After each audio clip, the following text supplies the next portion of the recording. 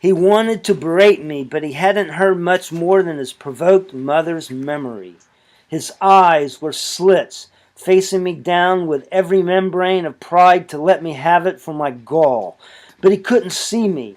The kitchen anecdote dredged up a piece of conscience that, however true, made his mother loom like cataracts across his pupils in a distant stare, strapped in his time machine chair where I left him, and he thought he'd escaped countless times, left in that lonely room with his hindsight of streaming tears. I was glad Hammer's memory afforded him the privacy to suffer alone, that pain we all endure when we can't speak with who we want to hear from most. Not a day goes by I don't miss my mother. I thought his shaking in his mother's presence had placed him in a living hell. It's uncomfortable facing myself too, but it must be done. I turned off the television's volume in the empty lounge and stared out the window myself, unaware of First Avenue's potential view. Looking for peace inside, I tried feeling for more than my lame arm bandaged across my chest. Then, believe it or not, my eyes reopened on somewhere distant, out there, on something other than inside me, and the avenue's endless stream of glittering brake lights seemed to soothe my mesmerized eyes in a comfortable trance. My fuming subsided into remorse that Hammer might not have completely deserved my barrage, though he profited by feeling his mother. So though my explanation wasn't gladly received, nor crap all his fault, it's easier to be humble when right.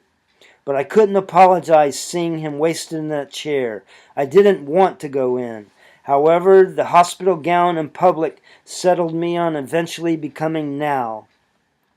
Then, from just his defeated glare at the floor, suddenly an idea sparked, like I'd seen fireflies swarming inside my head, reminding me of that night from my early childhood, surrounded by fireflies in Uncle Tony and Aunt Maria's backyard.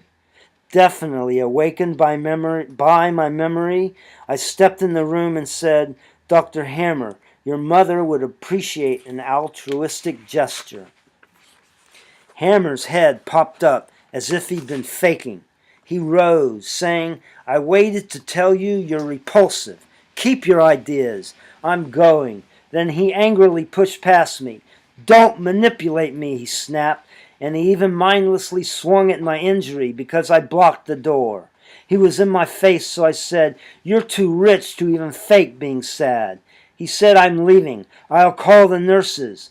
I said, "Mothers aren't gotten over." He said, "Young man," I tried sounding more fed up. I told him to stop laying that young old man crap on me. "I'll grant your distinguished years afford your indifference to walk right out of here. But till you've heard me out, I will chase you to the street in this nightgown."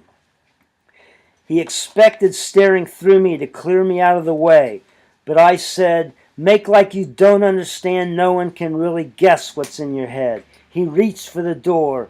I said, "Our mothers would appreciate this." He said, "You can't aggravate me anymore." I was dismissed. Accept my euphoric insult. We'll start a business that doesn't just dig giant holes, alerted his hearing, and the Hammer & Cycle messenger service enabled our handshake deal over his mother.